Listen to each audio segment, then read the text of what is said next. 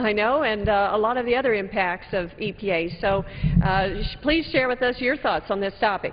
Well, I thank the gentlelady and appreciate her leadership and for organizing this special order and her leadership in highlighting a real problem in our country right now.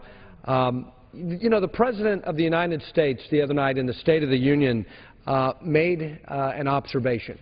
And the President's observation was one where he described an economy in which inequality has deepened and upward mobility has stalled. And unfortunately, in many respects, the President is right.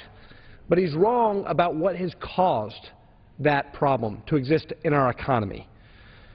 The truth is, a major reason why upward mobility has stalled is because the Environmental Protection Agency, under his direction, has produced a deluge of red tape and regulations that are literally strangling the nation's economy. The poor are worse off today than they were when President Obama took office. 7 million more Americans live in poverty today as compared to 2008. Median household income has fallen over $2,000 in the last 4 years. 76% of Americans live paycheck to paycheck. And the percentage of working-age people actually in the workforce has dropped to the lowest rate in 35 years in the Obama economy. The EPA is majorly responsible for this. The coal industry of my region in central and eastern Kentucky could be the poster child of this regulatory onslaught.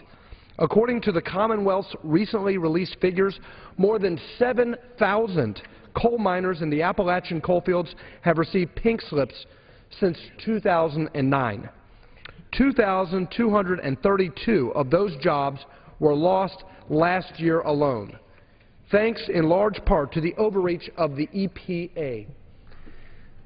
The percentage of coal miners in our state is the lowest number of coal miners since 1927 in the coal labor market, and that's since they actually started keeping those statistics.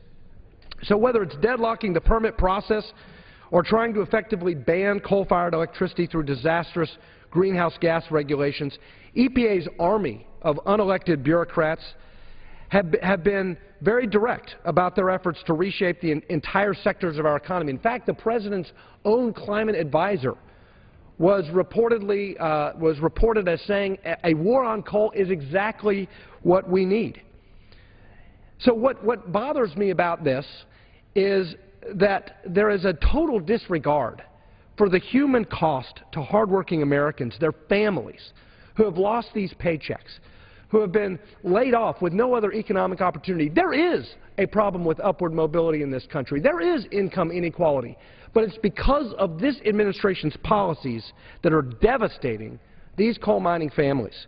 And make no mistake, these costs are generally borne by the nation's most vulnerable, who can least afford higher energy prices. A recent study analyzing government data found that for the 180,000 families in Kentucky making less than $10,000 per year, energy costs consume more than two-thirds of after-tax income.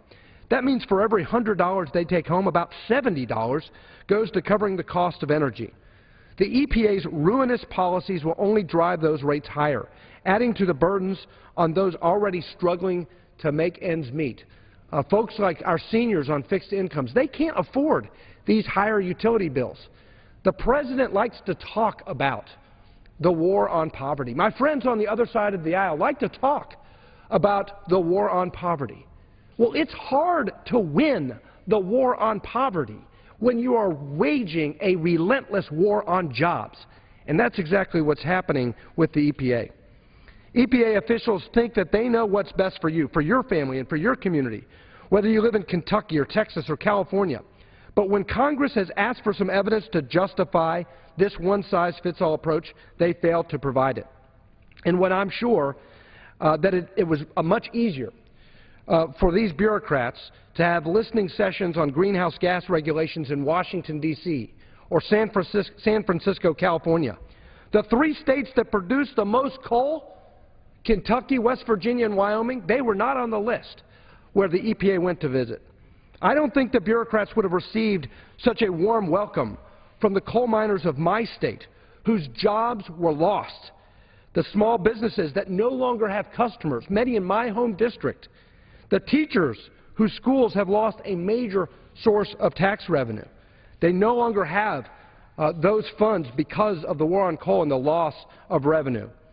But as I've warned for some time, the impact of EPA regulations will not be limited to the coal fields of Appalachia. If the EPA has its way, rising electricity rates like we've already seen this winter will ripple through this economy, threatening the manufacturer renaissance. Home heating bills will spike. Goods and services will cost more, depressing consumer demand. Businesses will have to devote money that could have gone to investment and hiring to cover higher energy costs at a time when they can least afford it. Companies considering to locate here in the United States will leave because our energy advantage will instead go overseas, where labor and energy are cheaper and regulatory environment is less suffocating. Americans are calling for more jobs, but the federal bureaucracy is trying to make sure those jobs go elsewhere. And all of this is happening through agency rulemaking, because that's the only way that the President's environmentalist wish list can come into being. Similar policies have repeatedly failed in the face of bipartisan opposition in Congress.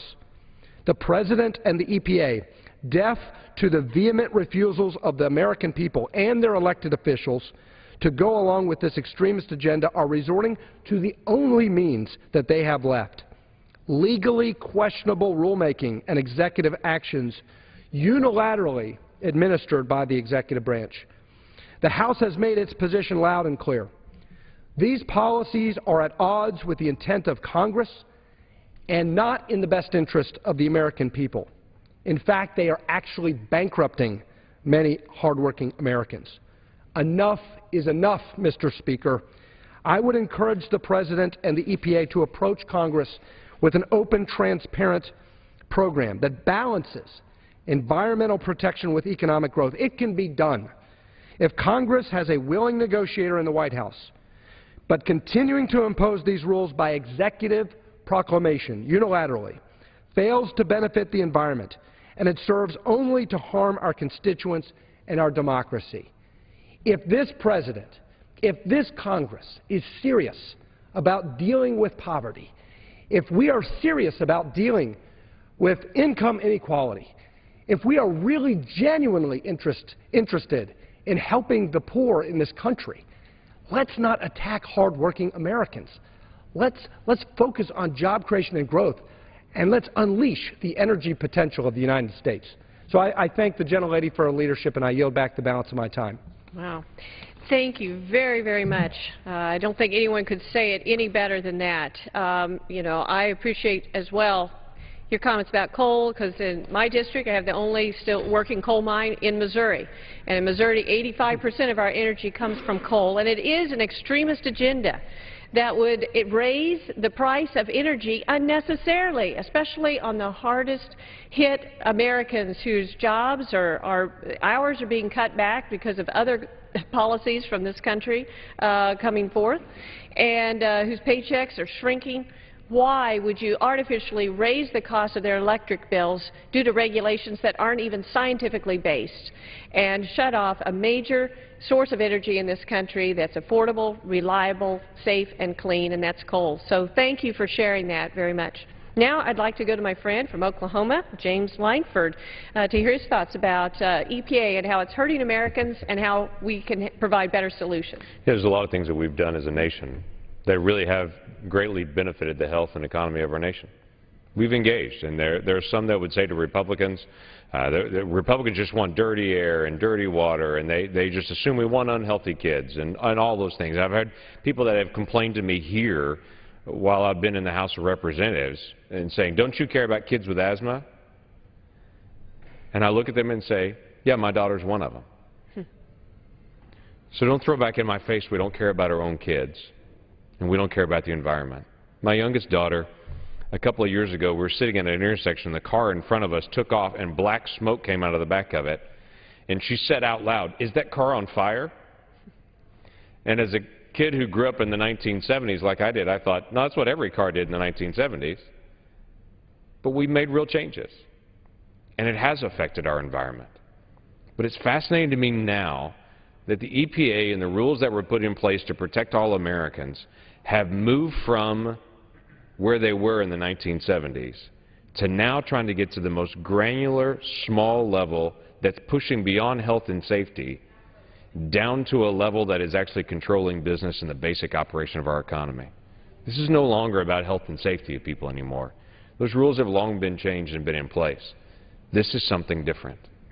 Basic rules. There's a rule that probably no one tracks. It's a 316B rule. No one's heard of the 316B rule, but what it does with power plants. Most power plants, as people drive past all the time and see them, have a lake around them. And in that lake, there's typically fish. And quite frankly, for many power plants that are there in many parts of the country, the power company actually built that lake and then stocked it, and those are some in Oklahoma. Some of the best fishing lakes in Oklahoma are right around power plants because the water's a little bit warmer, and the fish multiply. Well, the water that comes in through one side of that lake actually goes underneath the power plant to actually cool the power plant. It's not the steam that comes out of the top. It's just like a big radiator that comes in. And there's a grating screen that keeps all the fish out and everything else because they don't want that going underneath the plant as well, hurt the tubing and such. Occasionally, a fish gets what's called impinged on that screen. They're typically minnows, what we use in Oklahoma for fishing bait. So the EPA is stepping in to power companies and making massive changes in their requirements to the screens around the outside of that to keep fish, minnows, bait fish, from being caught on that. Well, the offer has been made to say, you know, if 100 bait fish are killed on this screen during this time, can we just buy 100 bait fish and put it in? We can go down to the local, bait shop and get 100 fish and just restock it. And they say no. It requires millions of dollars of change to go around that screen to prevent that. Who pays for that? Ratepayers pay for that. The President made a statement in his State of the Union address when he said, these things will be hard, but they're right for the environment. You know who it's hard on? The poorest in our society. Elderly people that are on fixed income. That electricity bill matters to them. And you can't just flippantly say, Mr. President, this is going to be hard, but we've got to do it, when the people that's going to be hardest on and it's going to be affected the most are the people that this government should protect, rather than just look at them and say, this is going to be hard, but you're going to pay a higher bill. Simple things like regional haze. Rules were made years ago on regional haze. Regional haze is a rule dealing with aesthetics, what the air looks like, not air quality, not what we breathe, not health, just aesthetics.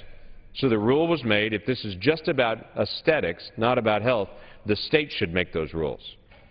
Then in what's called a sue and settle agreement, this administration allowed a lawsuit, broke off separately from the normal judicial process, made an arrangement with these environmental groups, and then came back to states and said a judge is imposing that.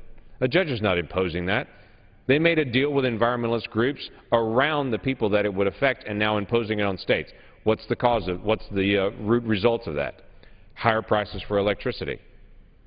Not because of health, but because of aesthetics. And again, the President's statement, this is going to be hard. We're aware. It's going to be hard on the people that should be protected by this nation, not just someone step into their house and saying, sorry, your electricity bill's higher, this is going to be hard. That doesn't help anyone. Families know that day-to-day life is hard. They don't need this government making it harder for them. We need to stand up and protect them. It's important that we have clean air and clean water. It's also important that we protect our families and not bring them undue expense that matters nothing for basic human health and population in that. I thank the gentlelady for hosting this time and for this conversation, because these EPA issues are not just Washington issues. They're issues that matter to our families. They're issues that do change the price of our electricity and our energy. And when people say all the time, why doesn't my check go as far as it used to go? Why does life seem to cost so much now?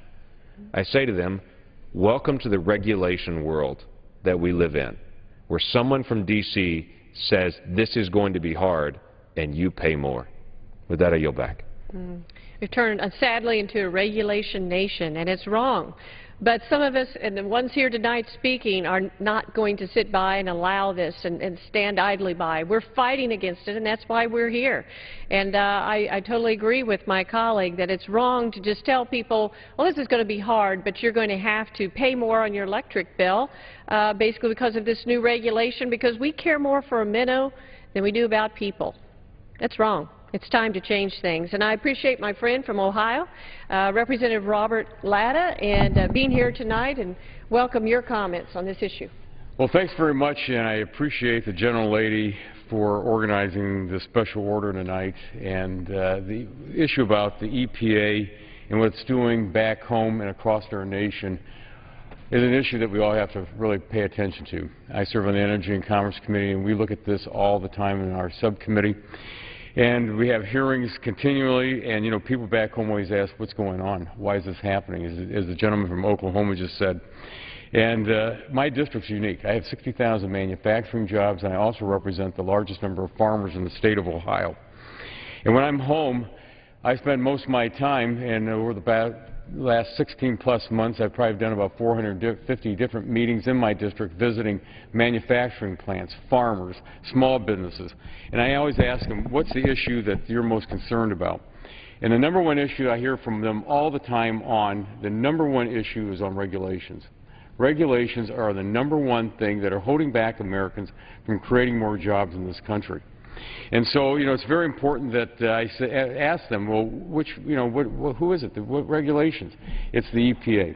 It's the number one agency I hear from my constituents all the time. And earlier this session, I offered H.R. 724. And 724 is a piece of legislation that received bipartisan support here in the House. And not only did it receive bipartisan support, it passed unanimously. And what that bill does, it gets rid of a piece of regulation that's no longer necessary under the Clean Air Act.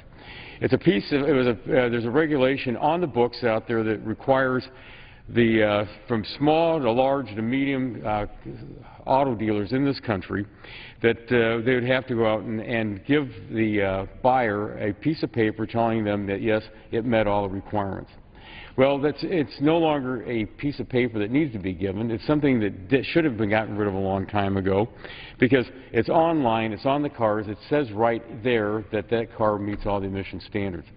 So what we need to do is just start paring back these types of regulations, and that bill has gone over to the Senate, and I hope our friends over there in the very near future take that up, because again, it's something that helps the communities, because again, you know, when you talk about folks back home, you know, the folks back home, and, you know, it's like the auto dealers. They're the ones that sponsor the Little League teams. They're the ones that are out there making sure that they're donating. So let's give them more time to do things like helping their communities, and by the way, selling more cars, putting more people to work. So that's very, very important. And we also, you know, as the speaker from Oklahoma also has mentioned, that, you know, there's nobody out there that doesn't say that we don't want clean air and clean water. We all want that.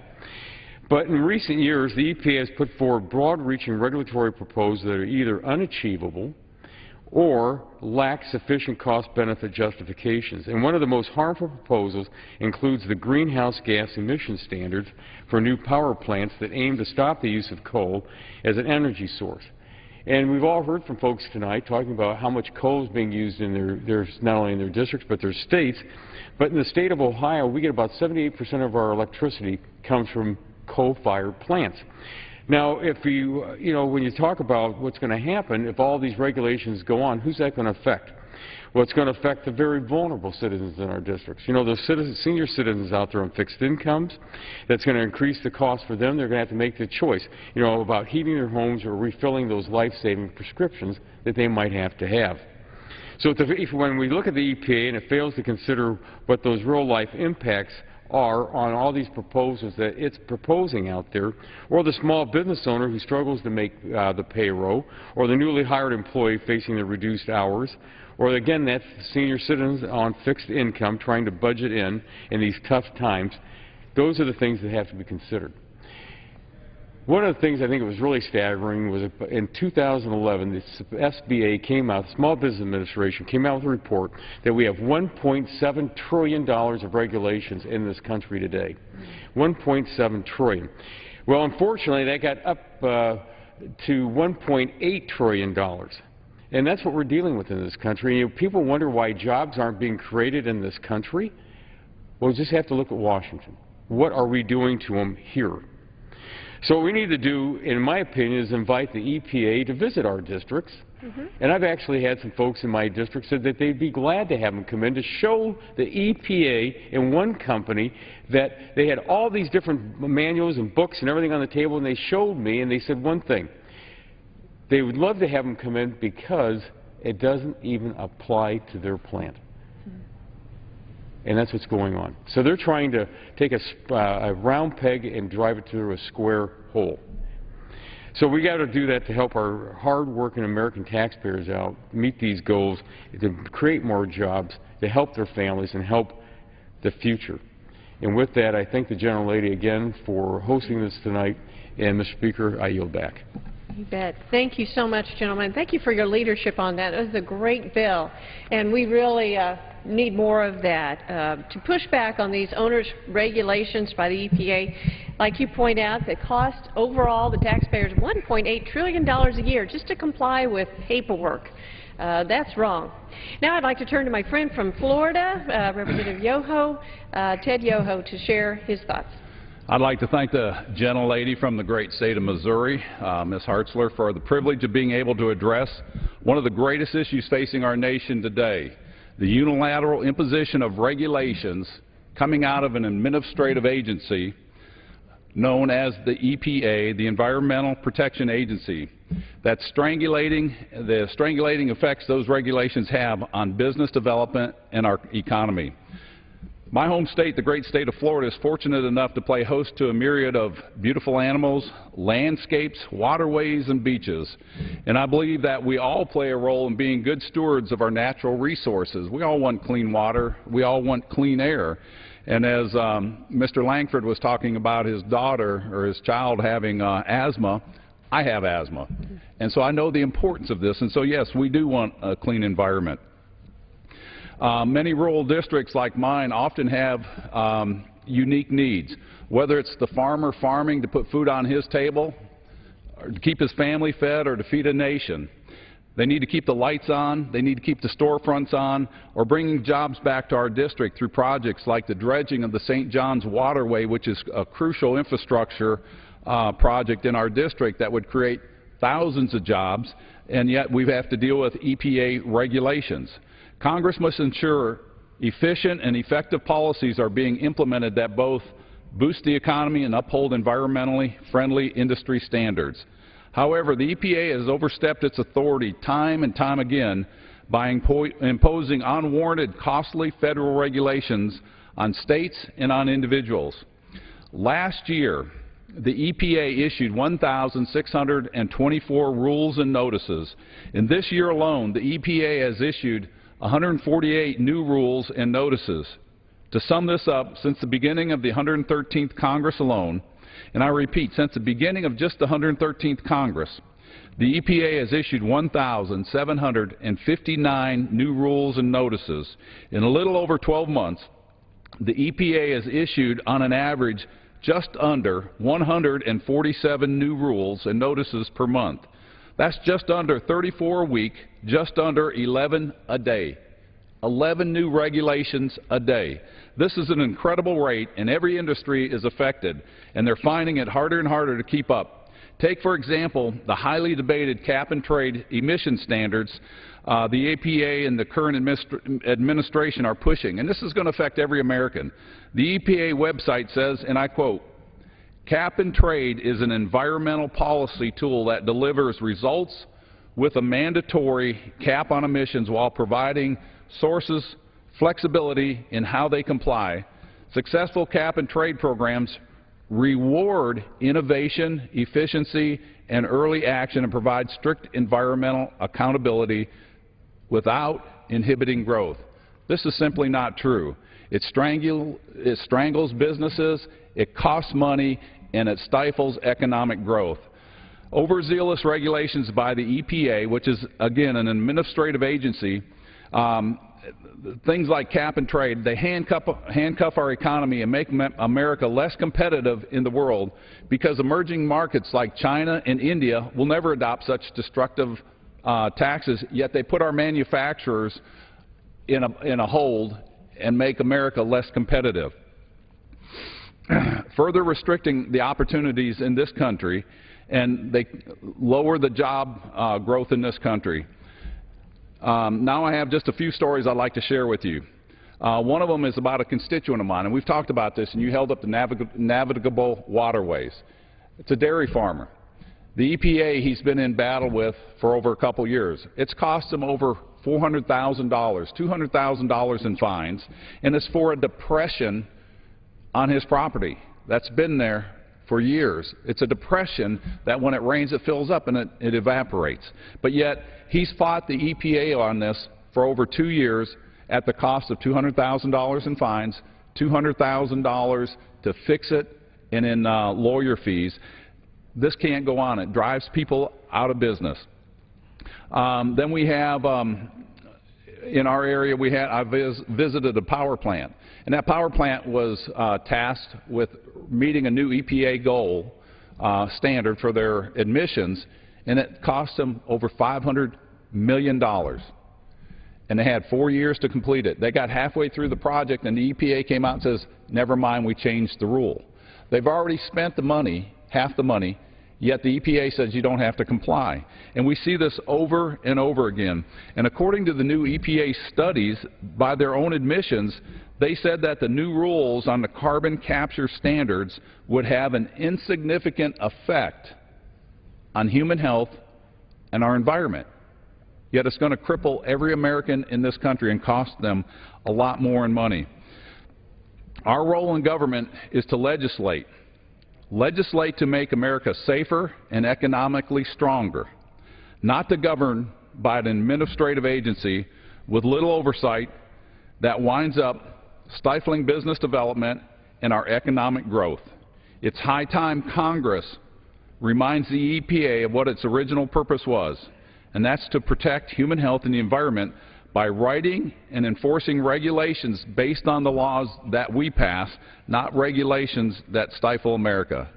And I'd like to thank the lady from Missouri for the opportunity and for organizing this. You did a great job and a great service to the American people. Thank you. Well, your comments were very, very helpful to what we're doing tonight, making people aware of how these EPA regulations hurt real people. And I think your example of the 2-year fine of two-year fight and $200,000 fine just for a low area in your yard that fills with water, this is just too much.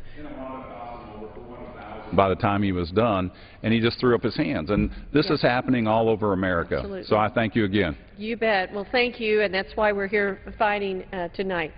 I'd like to turn over now to my friend from Arkansas, just a little south of me, Representative Rick Crawford.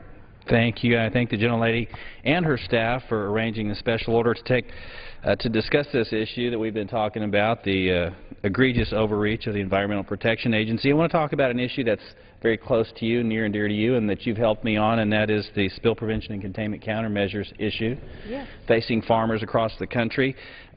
We've taken action on this, and if you are like me and your staff is like my staff, we fielded countless phone calls from farmers concerned about these new rules that the EPA was attempting to roll out with respect to on-farm fuel storage at really an unmanageable level. 1,320 gallons was the threshold that would require that the farmers construct these spill prevention and containment countermeasures. And for those who don't know what those are berms or protective dikes around a storage facility that can cost tens of thousands of dollars to ag producers. And, you know, farmers are not, they may be land rich, capital rich, but they're not cash rich by any stretch of the imagination. And so this adds cost to their operation. And really, who pays for that? We've talked about it with our power plants. The ratepayers pay.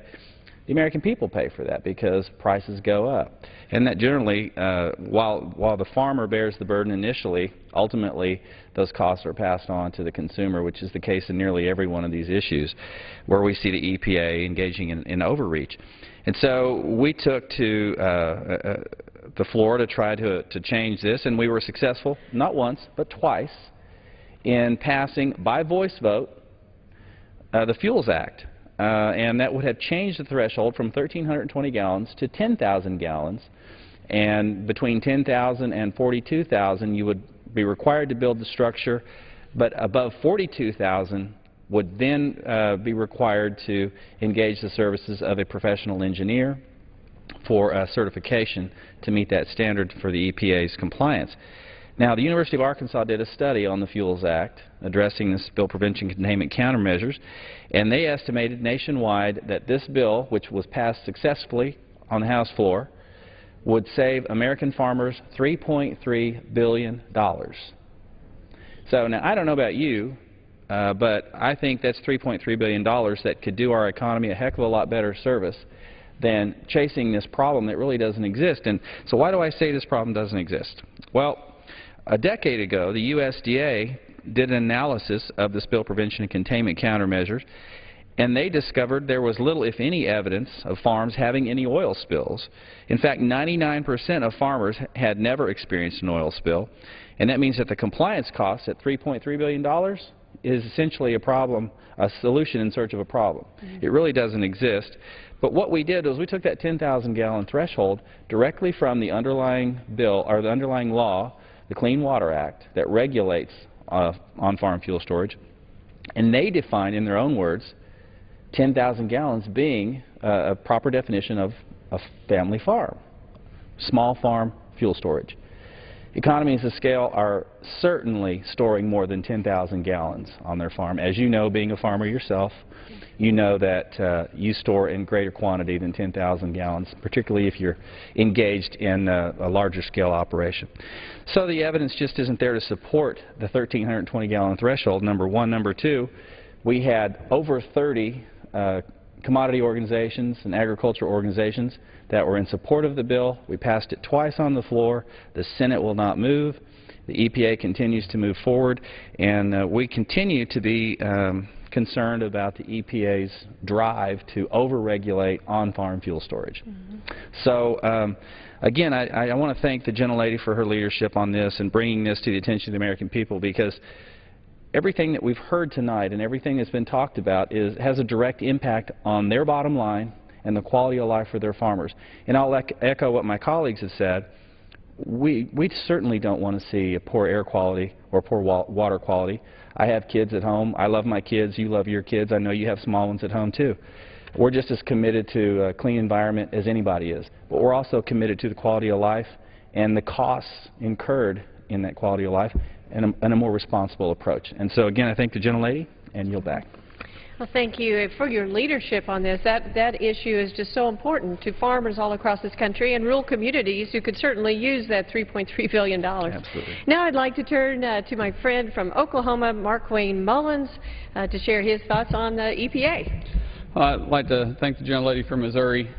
You know, this is something that's very near and dear to my heart. The only reason I stand in front of you is because I realized one day that the biggest threat that I had to my family business was the federal government. From the over-regulateness, and I woke up one day and realized I was literally spending 40 cents on every dollar that came in our company to simply comply with different mandates and regulations that came down from this area. I never dreamed I would ever stand up here one day as a congressman. There was never a thought. I never even owned a suit until after I won the election. But my family, we're strongly rooted in entrepreneurs, from farming to plumbing all the way to banking. And we understand regulation well. But the biggest threat we have to this economy is overreaching regulations. And let me share just a real quick story. My uncle Darrell Mullen from Clear Fork, Oklahoma, big metropolitan area. I'm sure everybody around here has heard of that. Same place he was born and raised. Same place my dad and his brothers and sisters were born and raised.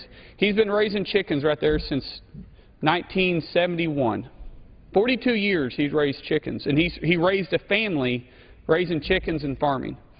And the EPA came in and started fining people on little silly stuff, including feathers. Fining poultry growers, chicken farmers on feathers. Now you're going to tell me that a place where my Uncle Darrell grew up his entire life, he doesn't have pride on the land that he lives on? You're telling me people that have never stepped foot in Oklahoma and probably never even stepped foot in a farm, but they're up here in D.C., they know how to manage our land better than we know how to manage our land? I find it a joke. It's embarrassing. And they should be embarrassed, because they're going to kill the entrepreneur spirit.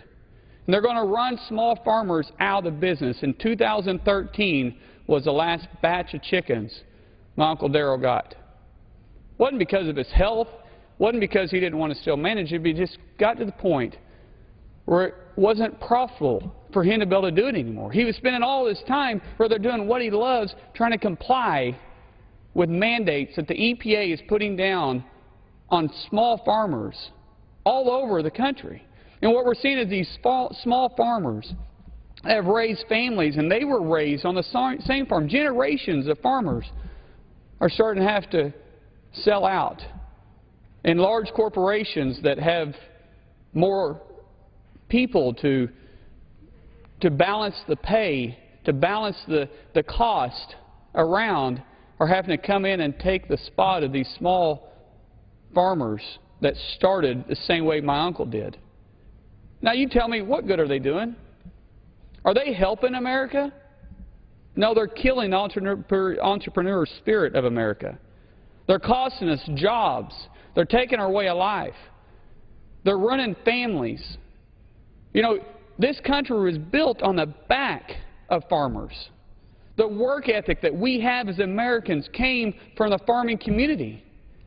We get up every day, we pull our boots on, we go to work, and we take pride because we accomplished something that no one else can accomplish, and we did it that day. We come over challenges every day, more and more challenges we overcome, and it's something we take pride in. You can't tell us we can't do a job. We're the only one that can tell us we can't. But one challenge we haven't been able to come over, and that's right here in Washington, D.C. That's bureaucrats that get up every day and try to tell us how to live our lives. And yet we survived all these years without them.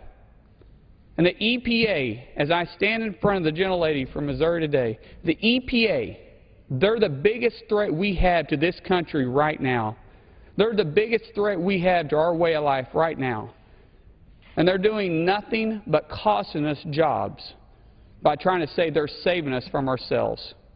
It's embarrassing, but I'm sure glad I'm up here, standing in front of you today to fight for our way of life.